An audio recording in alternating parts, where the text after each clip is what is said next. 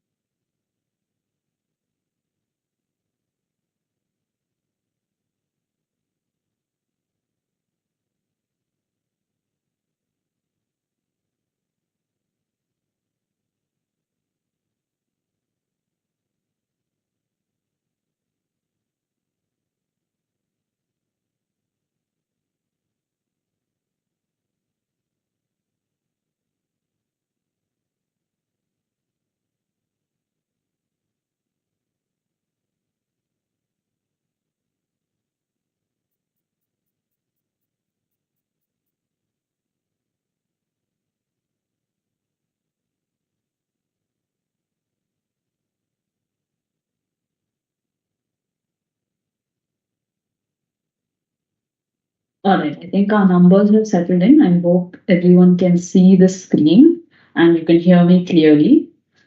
First off, good morning to everyone who's come here today and is joining us in this webinar. Um, my colleague Ram and I wanted to talk about how capital preservation at this point in time is so important and not enough dialogue is happening around this subject. So for us, this came because we were talking about video games and we were talking about, how there's this really amazing feature that you have in a video game, which allows you to actually save your progress, right? Imagine you were playing this really tough game and you're crossing each level and then you come across this big challenge and you're not able to get past it at the first try. In video games, we're allowed this concept of saving our progress or crossing a checkpoint where we don't have to start again from level one to come back to where we were, right? So we thought in wealth creation also this concept is very similar. The market will have its ups and downs, and when it gets into that down phase, if there was some way for us to protect ourselves, right? Yes, maybe we might have to try again. Maybe we'll have to come back and we go forward. Those things do happen, but how much can we protect ourselves in that context? That was the philosophy behind setting up this webinar. And so we wanted to really help you develop in your game. And we're going to do this by talking about some strategies, by looking at what has happened in the Indian context and a few other things. And hopefully, this will be as interesting and engaging as possible for you. We would request you to type in whatever questions you have in the chat box. If you're connecting with us directly on YouTube, any comments that you leave there, our team will sort of post it here as well on Teams so that we can address both audiences at the same time. And we leave enough time for Q&A. So without further ado, I think we can move on to the core of what we wanted to talk about. So let's start with a global overview. What is actually happening in the world, in global markets? And then for part two, I'll hand over to Ram. So in part one, let's look at how monetary policy is actually diverging in 2024. This is something we've been anticipating for quite some time. If you read our blogs also, you would have noticed that we have mentioned this a few times. It's happening now. So it's not something that is surprising us. It was an eventuality.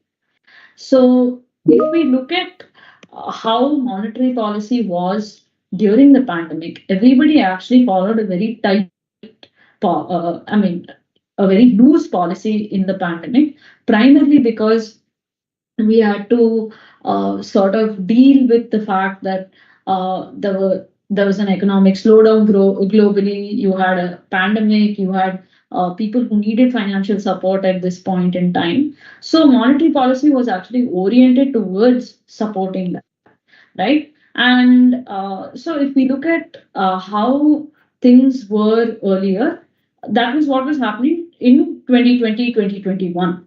Then you got into this phase of very high inflation. And that's why if you look at the top row, we've put pretty much everybody was operating in a very tight monetary policy space. And that means that they were kind of cutting back on the kind of spending they had allowed during the COVID years. They were also increasing interest rates. So whether it was the US, whether it was Europe, or England, Canada, wherever you had tighter monetary policy. But Japan was the one place where monetary policy was still loose because for Japan, they have been trying to stimulate inflation in their economy for the last 20 odd years, and that hasn't really happened, right?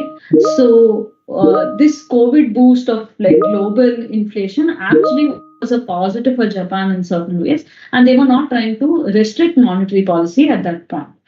Then we had 2024, where now different global central banks are actually thinking about inflation, economic growth, and the risks to economic growth in very, very different ways. So you have things like Canada was one of the early announcers. So I think Switzerland was the first to sort of cut back rates. But Canada was also early this year. Then you had the ECB follow, as well as the Bank of England indicate that they're going to have a looser monetary policy. Whereas in this context, both India and US have been rather neutral in the sense we've done many rate hikes, and I think Rham will walk you through at least the India part of the story. We've done all of these rate hikes, and now we're in a zone where we don't need to increase rates, but at the same time, we're not really in under pressure to cut rates either, right? So both sides are sort of neutral, and Japan, interestingly, is moving into a tighter space. And this shift in global monetary policy, as well as the divergence, right, is what has led to a lot of volatility in August. And I'm sure if you've been reading the newspapers, you would have heard about the yen carry trade, right? So what is actually happening? So if we look at the history of Japanese interest rates, they have been low and near zero for the last 20, 30 years. So from the 90s and the early 2000s, you've essentially had interest rates very close to 0% in Japan. At the same time, the yen, which is the Japanese currency, was relatively stable against the dollar, or it depreciated against the dollar, right? So this was the broad trend. So if you have a currency where you don't have to pay any interest, and you know that if you buy another currency and you have to buy back the original currency, you're always going to make a profit because the original currency is depreciating, then it becomes fairly clear that there's a very easy trade to be made there, because Now, a lot of global investors, institutional individuals, and otherwise decided that it made a lot of sense to borrow in Japanese yen and buy global assets in other denominations, dollars, or whatever the case may be. And this trade was working really well until, say, July this year, where so already in March, the Japanese central bank actually raised interest rates from that level to from minus zero point 0.1 to zero point 0.1, right? Then there was expectation that in July, the Japanese central bank would again raise interest rates to a higher level. So you had the yen starting to appreciate. So now this carry trade that worked out, the mathematics of that trade actually changed. And many investors now had to settle their debt in Japanese yen, where they were previously paying nothing. Now they had to pay close to 0.25%. So you had an appreciation of 7.5% in the yen in anticipation of this interest rate change. The rate change hadn't even happened. The rate change happened only on July 31st.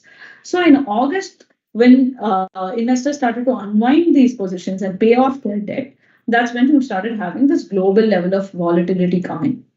So this has, and immediately following that, I think the Japanese central bank came out and said that they'd be a little bit more cautious in terms of rate hikes and make sure that it's happening when the financial markets are more stable. But now, can monetary policy actually be dictated fully by what financial market sentiment is? That is a question that we'll have to see how central banks are actually addressing. So this was essentially what was happening on one side, right?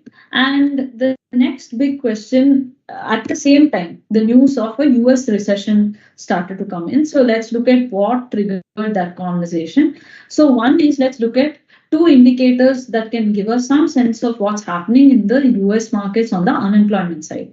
The first is something known as non-farm payrolls, which essentially is a proxy for how many jobs are getting created in the economy, right? And if you see this, obviously during COVID, there was a steep decline in job availability. And then as your work from home and all of that picked up, you started seeing job additions coming in. Right. And so then the labor market actually became pretty competitive. So through 2020 to 2022, you had steady additions. Now, between 23 and 24, what you notice on this graph is you're still net adding jobs. It's just that you're not adding jobs the same pace as before. So we can still look at it as growth. It's not a decline in economic activity or employment opportunities. So this is one thing. The second thing, of course, is to look at the unemployment rate, and we've basically taken it from the last 20 years. So you have almost from July 2004 to July 2024. So what we're seeing is post-COVID, that is actually if we look at July 20 to July 2022 on this graph, you'll see there's a steep drop. So your unemployment peaked at 14%, and then it came down below 4%, right? And if we look at what the unemployment rate was in, say, from 2010 to 2018, you had a very steady decrease from about 10% levels all the way till maybe 3%, maybe 3.5%, right? So even now, if we look at where unemployment is in 2024, we're just slightly above 4%. Right, the big shift actually happened because we went from 4.1 to 4.3% in US markets, and this has become an issue or a point of conversation only because of something known as the SAM rule, which has been historically pretty accurate in sort of predicting a recession based on unemployment numbers. So the idea is if the 12-month average, right, of inflation of unemployment, you have one number, and if you look at the last 3-month average, and if you take the lowest point in the last 12 months and the last 3-month average is actually higher than the lowest point, then it's a predictor of your recession. And this has been accurate for a very long time, so people have started talking about that.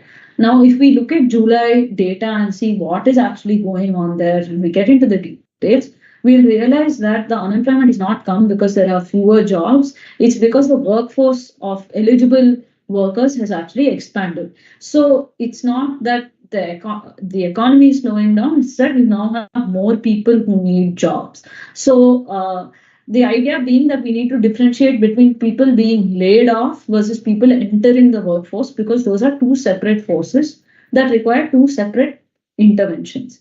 So this is where we are. Broadly, I think if we look at the US, growth has been pretty strong. Labor market conditions are not as bad as newspapers tell us. And of course, inflation has made some progress. And with that, I'm actually going to hand over to my colleague Rham, who will take you through.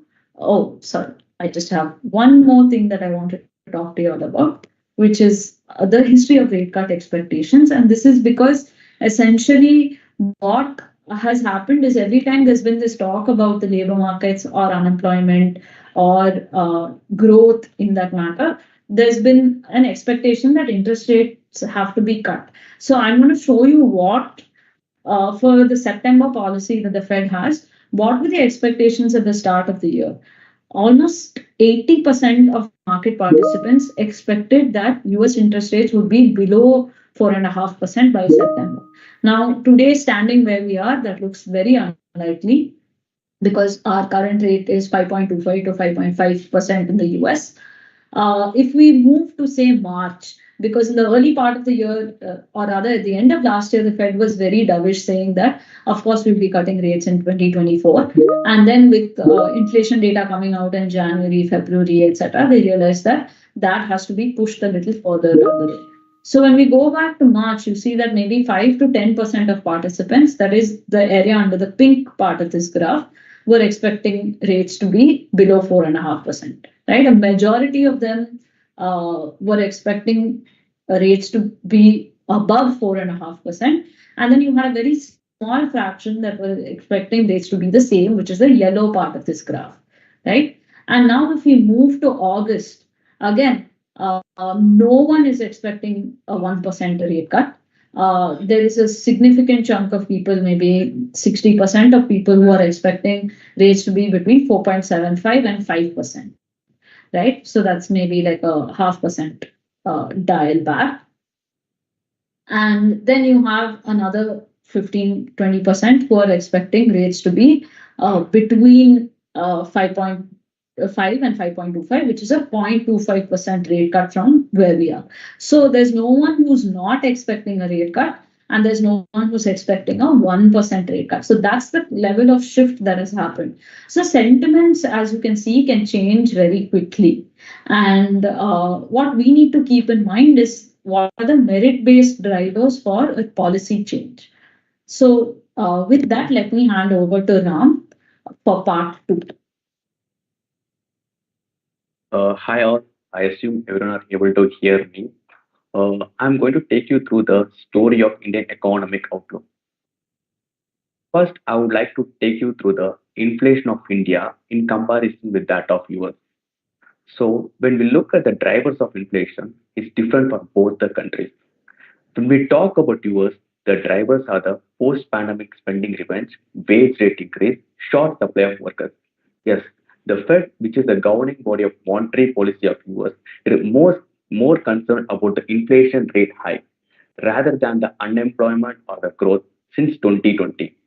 So from this, we can clearly state that the Fed can have some tolerance over unemployment, but no tolerance over the inflation increase. So we can know that from this, the US inflation is the demand-driven inflation after the pandemic. So when we jump back to India, India's inflation is the supply-driven inflation. Yes, the key drivers of India's inflation are the monsoon, as most of the agriculture produced in the country is depend on the monsoon. So any irregular pattern has its own effect on the inflation. The next comes the global commodity prices, particularly oil, as India is one of the largest importer of oil in the world. So any disturbance in oil prices have the impact in India's inflation. Then the last is the supply chain disruption. Yes, we all know that the global conflict between the Ukraine-Russia war, the Middle East disturbance, which drastically affect the supply chain of India and the globe. So the inflation of India is a supply driven. From this, you can understand that. But we need to consider that the monetary policy cannot fully control over the supply, as which is earlier stated by the RBI. So by this, we can understand that the monetary policy of India is clearly different from that of US, as we are not trying to cool the inflation with rate hike as aggressively as what US did. So here in the graph, you can see that the inflation level of India is standing between 5 to 6% in the last 1 year, whereas the US is standing in the 3 to 4%, as it's good for the both the countries. Yes, as it's come down a lot from their past highs. So did you know that for a long time, India don't have inflation target rate or a monetary policy committee? Yes, in the earlier days, only the RBI governor would decide what is best for the economy. Now, let me walk you through some of the important actions that the RBI has taken in since 2016. So, from 2016 onwards, only the government of India and the RBI has come up with the monetary policy committee. So, it's agreement between the RBI and the government of India that the monetary policy committee has been formed. So, it's a gradual shift from a single person decision to a committee based decision. So, the monetary policy committee which comes with the main goal to bring the inflation to the target level of 4% with the tolerance level of plus or minus 2%. That means that it should be in the range of 2 to 6% by keeping in mind the economic growth and the price stability. The RBI's Monetary Policy Committee has gone through a significant crisis in the first decade. So I would like to go through the NPA crisis. So the non-performing asset crisis was a slowdown for the India's economy. The bank led to clean up their balance sheet as many loans piled up. After this, the banks became so afraid that due to this NPA crisis, they were afraid to lend money to the corporates. So then the demonetization, yes, it has its own effect in the liquidity and the credit flow into the economy. So then we all know in 2017 the introduction of GST. As we all know, it's the shift in the indirect taxes to a new zone for the business, which temporarily early has its disturbance in the business of the country. But in a long run, the GST collection has improved. That is good for the fiscal deficit situation for the country. So we all know that due to this kind of crisis, the country has gone through a significant slowdown in its economic performance. So the RBI has to do some proactive stance. As in October 30, 2019, they made a surprise rate cut of 25 basis points to stimulate the economy. So well, we know that then there comes the pandemic, which has a drastic issue all over India as well as the whole globe. So RBI made an unconventional move of announcing a 75 basis point reduction in the repo rate, which is huge, right? To combat the economic impact of this COVID-19 pandemic. Then they made a reduction of 40 basis point to 4% to stimulate the economy to combat the crisis and so. So this shows us that how our RBI is proactive in keeping the economy in a stable manner. So after this, we all know that the global inflation shock which comes to the picture. So this is due to the supply chain disruption, increase in demand and supply mismatch, and so. So the Monetary Policy Committee has to go with the rate hike to keep the inflation under control as the country is also recovering from the crisis, which is being balanced, right? But however, due to this global issues like this Ukraine-Russia war, the Israel-Palestine conflict, and the global divergence in the policy, also has a great impact in the inflation and the growth of the country. But the Monetary Policy Committee was more proactive in this and made proper rate hike and rate cut at the proper time to keep the economy in a stable manner. So now I would like to discuss the Monetary Policy Committee's latest meeting happened in the August. As we all know that the Monetary Policy Committee has kept the repo rate at 6.5% for the ninth time, and they have projected that the GDP growth for the financial year 2025 would be at 7.2%, with the inflation projection would be at 4.5%. So from this, we can know that the RBI has done a good job. So now I would like to go to the scorecard, also other monetary policy committees comments given in the August meeting. So the domestic growth is so strong. Yes, that's true. The strong domestic consumption, investment in infrastructure, and the vibrant service sector was really made our country very strong with this domestic performance. The India's resilience over the external shock. Yes, it's a global geopolitical tension, fluctuation in oil prices, or disruption caused by the pandemic. India's economic fundamentals have been very strong. This resilience is so crucial for investors, as this builds a confidence and ensures the stability in our financial market.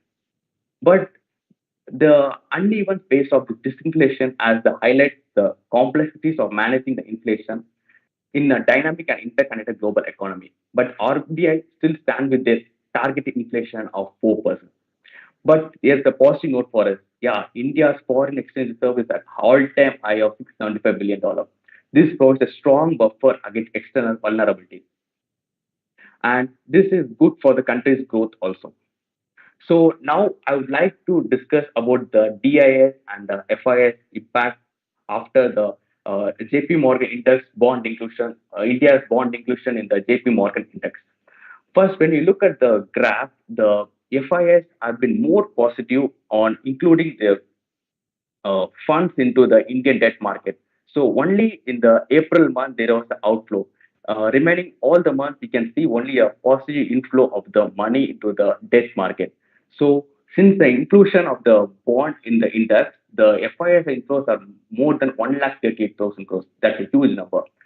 But in contrast, the DIs are been more bullish on Indian equities, where they are been kind of having a bearish view on the debt market. So they have sold more than 2 lakh crores. Yeah, it's a huge number. So now I'd like to go through the equity markets view by DIA and FIS.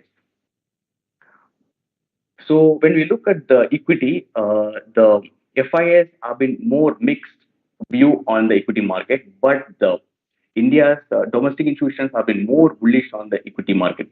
As from the bond inclusion till now, there was an inflow of cash by DIs of more than 3 lakh crores. It's a huge number. As we all know, that's supported by strong mutual fund. So before passing to Samyuktha, I'd like you to participate in a small poll. So when was the last time you made a fixed income? It can be a fixed deposit or a debt mutual fund purchase or a bond that you have bought.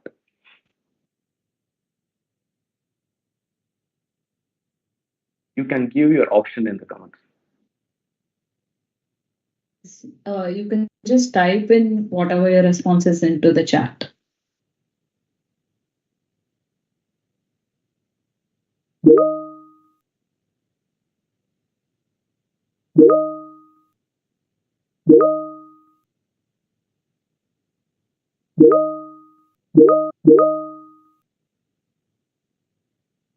So a lot of fixed income investors in the room.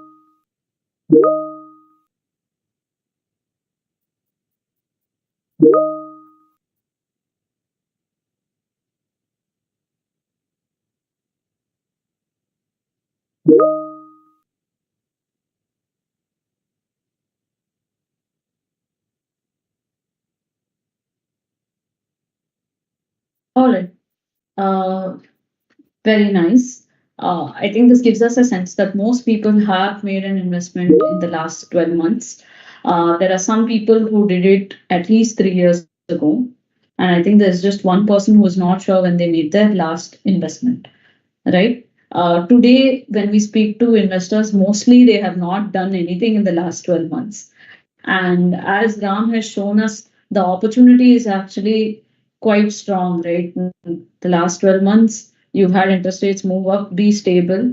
Now you're seeing some credit spread widening. There are other things which are picking up. So, yes, it is a very good time to actually make and allocate into fixed income today. Not just from a merit basis. That is, I think there are two ways to look at it. Buy and in itself, fixed income is a great investment today, but also relatively compared to other assets, it's a great investment today. So both of those things are actually in your favor. And with that, we thought we'd move on to how we can make fixed income work for you in this market context, right? So first thing we need to understand is that if markets work in cycles, that means opportunities also work in cycles, right? If the last few years you benefited from the opportunities on equities, then it's time for us to look at opportunities in different asset classes today. This is the only way for us to level up. And that was the core intent of how we started this webinar also. The second thing is coming back to what we wanted. We want to help you save your progress. If you're working towards a milestone, whatever that milestone may be, then we need to cross a checkpoint. We need to take a breather and say that, okay, let's at least do some wealth preservation now. And we can get back into the wealth creation phase when the market conditions are more conducive to our risk appetite. Also, given how people have responded in the poll, to invest in fixed income at this time, which means you are also a little bit more aware of risk and reward in terms of when you need to be more risk oriented and when you need to be more reward oriented. We are moving into a market context where being risk oriented is actually going to get us the rewards that we're looking for. So this is the first thing. When we make a fixed income allocation, we actually create some optionality for ourselves. What does that mean? That means if you have money in a more liquid asset class where the returns are slightly more predictable, then for you to decide what you want to do as the next step becomes a lot easier. So if you're someone who has a short-term goal, if you're someone who is actually a long-term investor, but wants to take that breather and pass that checkpoint and save your progress, then you need fixed income allocations today. You need to review your portfolio, you need to create some liquidity, you need to set that aside and then decide where you want to go because the market will give you more opportunities. What we told you in the beginning is that yes, all of this is happening on the global front, and that just means that there can be more volatility even in our markets. No matter how independent and strong India is, we cannot be completely isolated from what is happening in the world. So if that is the case, then we need that optionality, and the only asset class that gives it to us is actually fixed income. Ideally, if you're looking in the mutual fund space, because if you lock up money into a bond or a deposit, then there are certain liquidity / return constraints that might restrict your choices.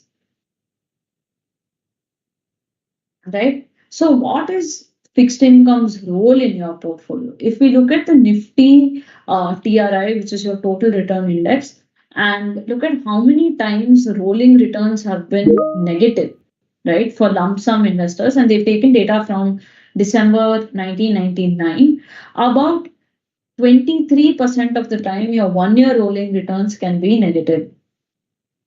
Around 16% of the time your 2-year rolling returns can be negative, and about 5% of the time your 3-year rolling returns can be negative.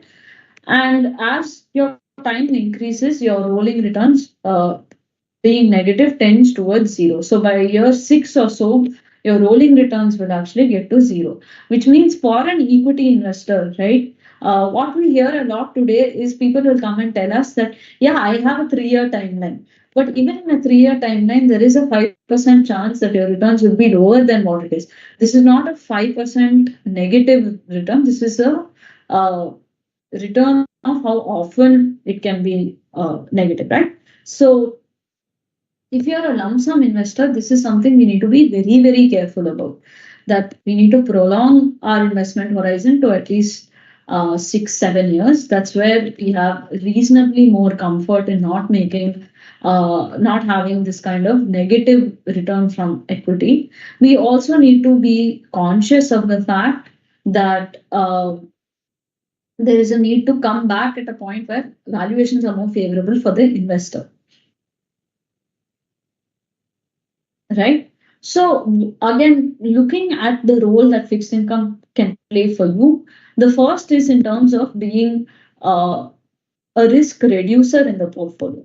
So you are creating some level of stability because we know that there is a more or less linear growth story for fixed income. It also is giving you some level of diversification in today's environment. So there is an argument that when you're in a very inflationary environment, fixed income may not actually give you much of diversification benefits versus equities. But clearly what we're seeing is from the inflation perspective, inflation has come down globally. That last mile disinflation is going to be sticky. It's not that it's going to be easy to get from 5% to 4% in case of India, or from 3% to 2% in the case of the US. It might take longer than central banks are expecting. It can also be a source for you to create a regular stream of income. Many of us may be close to retirement. We might have parents who are retired, who are looking for some kind of stability in their retirement years. This is a great way to ensure that that stability is there. This is also the only asset class in today's market where we have some visibility and predictability in terms of returns, right? Of course, there is no sure short answer to what return you will make, but the nature of the instrument itself is that you continue to grow at a very slow and steady pace, right? So that is something that we know. And from a liquidity management perspective, there is no better asset class. And of course, if we head into a recessionary environment and you have deflation and all of that, this becomes a hedge against against deflation. So these are the things that fixed income can be used for. We are not expecting a recessionary environment, but of course, like this is something that we have to evaluate continuously, right? You can't make one point in time predictions. We have to respond to data that is available and then work out investment strategies on those bases. So before we close, I thought we can wrap up with 5 things that investors can do today. So the first is, of course, to have your portfolio reviews done. If you're working with someone at ithought, please speak to them and ask them to set aside some time to go through a portfolio review, right?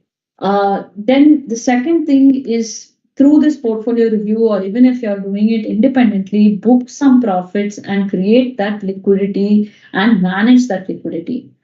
The fourth thing is, please look at diversification. Look at multi-asset strategies, whether it is fixed income or some other asset class that you are more comfortable with. Make sure that you have a well-rounded and wholesome portfolio.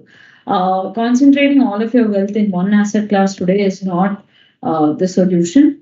And the last thing is, please have some patience. We are having this conversation today because we want to be proactive in our communication and not reactive. There is no point of us talking about risk management and safety after a big market correction occurs.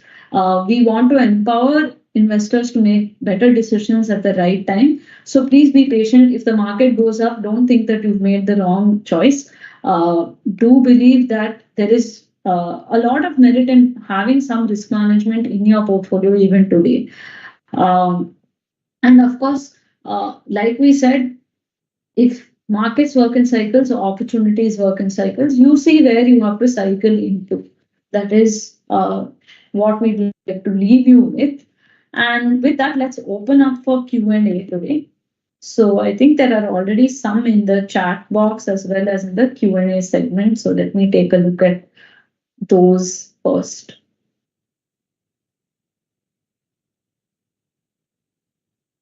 Right.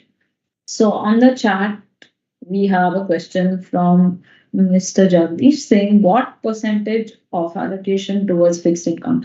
So this is a very, very difficult question to answer in terms of giving you just a broad number. Because the way we look at allocations is at the client level, right? We don't have a broad solution for everybody that, okay, if your age is 50, then 100 minus that should be in fixed income. We don't follow any of those thumb rules. What we do is we try to understand, okay, what is the investor's goal? How are they positioned to achieve that goal? What is the liquidity that they need? And that is how we arrive at the overall sort of structure. And a very important component of that decision-making process, outside of like your goals and liquidity and investment horizon, is your risk profile. So that percentage can actually vary quite a bit based on who you are. But there's no harm in having, say, 5 to 10% in the liquid instruments or fixed income in today's context. I feel that is a bare minimum allocation that you can look at if you're looking for some kind of number as such. All right. If my investment horizon is 10 years, should I still book profit?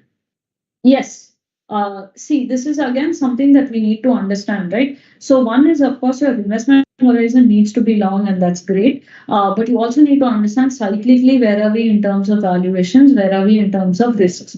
When we look at this, we would think that if you're a pure equity investor, markets are heated. You are seeing pockets of overvaluation. You need to review that portfolio and see. If you are in safer and better, like better, more attractively valued investments, maybe you don't need to book any profits. But if you are in parts of the market that have performed quite significantly in the last 3 to 5 years, then of course there is a need to reallocate that capital, because the next 5 year performance is not going to be the same. And this rebalancing, the concept of rebalancing itself is very important in wealth creation. Unless we rebalance, we don't actually create wealth, right? It is only when we book that profit, it becomes from something that is notional to something that is realized. So even if your investment horizon is long, I do think that you need to review your portfolio, and in selected cases, there might be merit in actually booking those profits. And this applies even if you have been an SIP investor and that is how you've made your returns. Even if you've been a lump sum investor and that's how you've made your returns. In both cases, I think the portfolio review is non-negotiable today.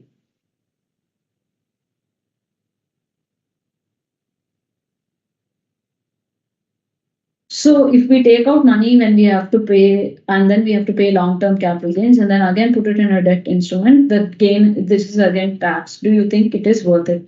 Okay, so let us look at a potential scenario, right? So let's say you have invested 100 rupees. This 100 rupees has become 200 rupees today.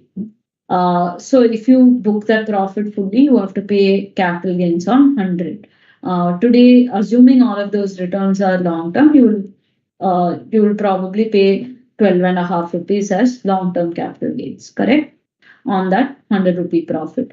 So then your 200 rupee portfolio becomes roughly, let's say, about 87 or 85 rupees, 185 rupees, right?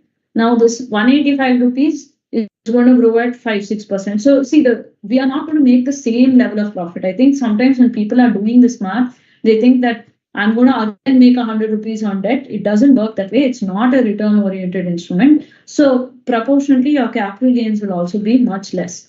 Now, let's say we don't book this profit and we don't make that shift from equity into fixed income, the market corrects 30%. Your 200 rupees is going to come down anyway, and it's probably going to come down. If it's coming down 1/3, then it's probably coming down closer to 140, 150 rupees. And if that's the case, then you're anyway paying more in market volatility than you are in taxes, right? So that is the math that we need to look at. It's not, we have to test it and see, okay, if my portfolio falls 20%, I'm still paying more tax than 12.5, right? That's the broad logic. So it's up to you. If you feel that, okay, I am okay to take a 20 or a 30% drawdown and wait it out, then that's fine. But what we've seen in our experiences, people think that they can weather that kind of volatility, but when it happens on their portfolios, they are very, very uncomfortable with that outcome, even if they stick with it and they don't, take out their money at the bottom. Until they reach the 200 rupee mark, they are just not comfortable at all. So this is something that only you will know, right? Whether you can stomach it, whether you have a plan for a drawdown in your portfolio. If that happens and you are confident that you can manage your fears and your stress very well at that point, then I would say, okay, it's up to you to not take that, book that capital gain and pay the tax. Okay. This is an interesting question on what is the difference between bonds and debt mutual funds. So if we look at directly investing in bonds, you need to, firstly, from an operational setup, you need to have a demat account to invest in bonds. You don't need a demat account to participate in mutual funds. Second of all, when you are investing in a bond, the liquidity in the bond market is very less. So for you to buy and sell is not that easy as an individual participant in the bond markets. Whereas if you're a mutual fund investor, buying and selling is actually very simple and settlement happens in T+1 days, right? The key difference also, if you have access to the bond market, you can get higher yielding bonds very easily. If we look at what the mutual fund universe has to offer, if you are a relatively conservative investor, then maybe 7.5% are the yields on today's funds. Right? In select cases, if there's more credit exposure, it can go up maybe another 0.25, 0.5%. So depending on what your requirement is, right? If you're looking at a very high return, then mutual funds are not suitable for that. If you're looking at high liquidity, that is flexibility to move from one investment into another, then mutual funds are very suitable for that. So keeping these two parameters in mind, that is how you should construct your portfolio. Hi, in the near future, there seems to be visibility of rate cuts.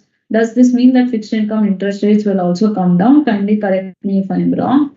In that case, will the debt investment will have lesser returns? Request you to clarify.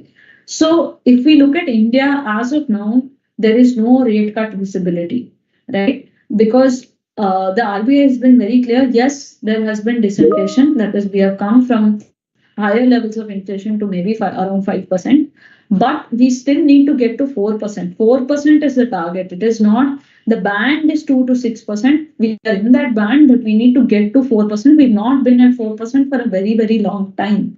So to move there, if you cut interest rates, that will be a problem. Now, for an interest rate cut to happen, there has to be some concern on the growth side. Rham has already shown you how positive we are on the growth side. Not just the RBI, but pretty much all institutions, every newspaper, anything that you pick up, growth in India is actually quite promising and it doesn't look like it's slowing down. So for a rate cut to happen when inflation is at this level, you really need to have a huge slowdown for a response of that nature.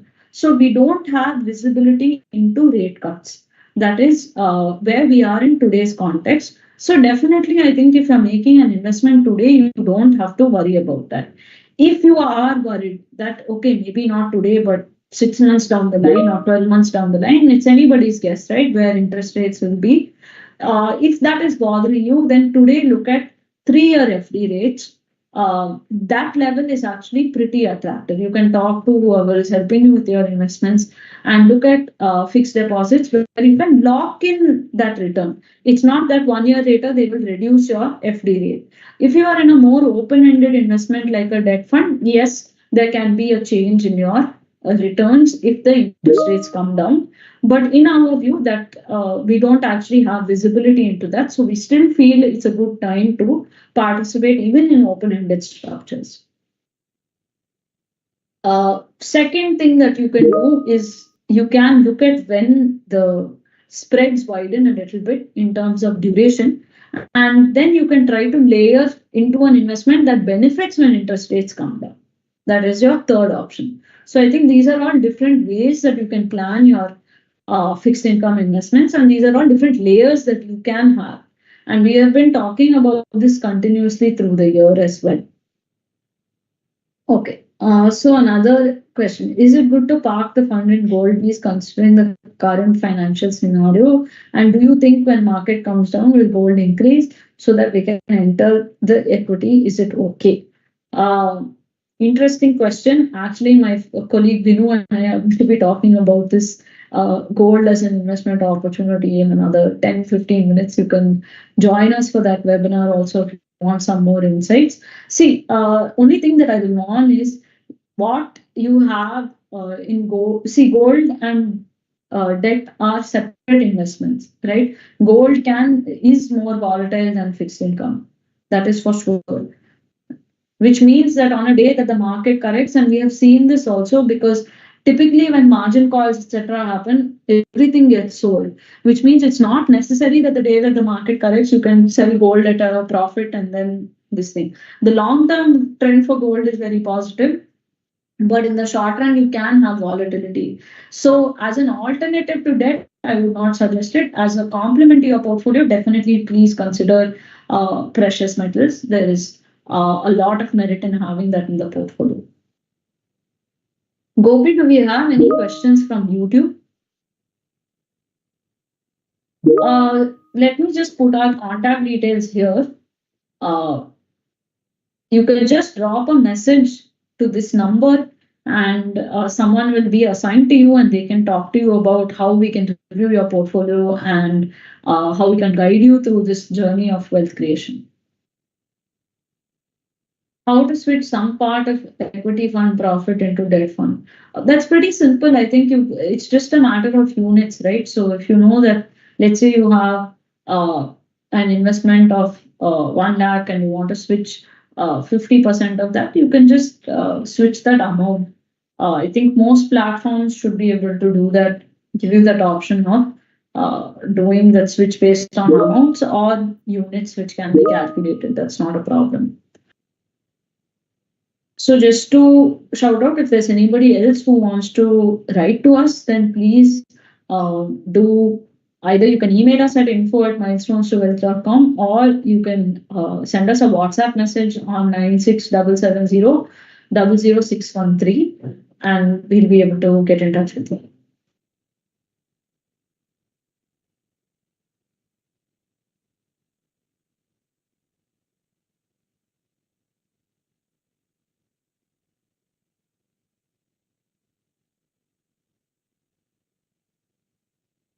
Do we have any more questions?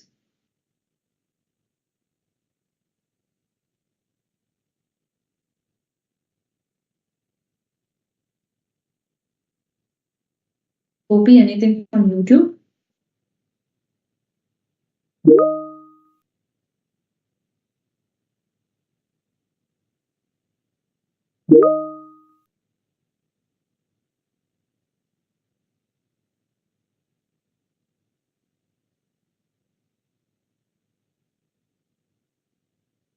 Okay, so if we don't have any questions, then I would just, Ram and I would just like to say thank you. So thank you everyone for joining. And we look forward to seeing you at our next webinar soon. Any other questions, please feel free to write to us. We left our contact details here, and we're always open for conversations and to help you and guide you through your journeys. So thank you once again for joining us on Saturday. See you soon. Thank you. All of our webinars are uploaded on YouTube. So I think over the weekend, definitely it will be up on YouTube and you can watch anything that you have missed there.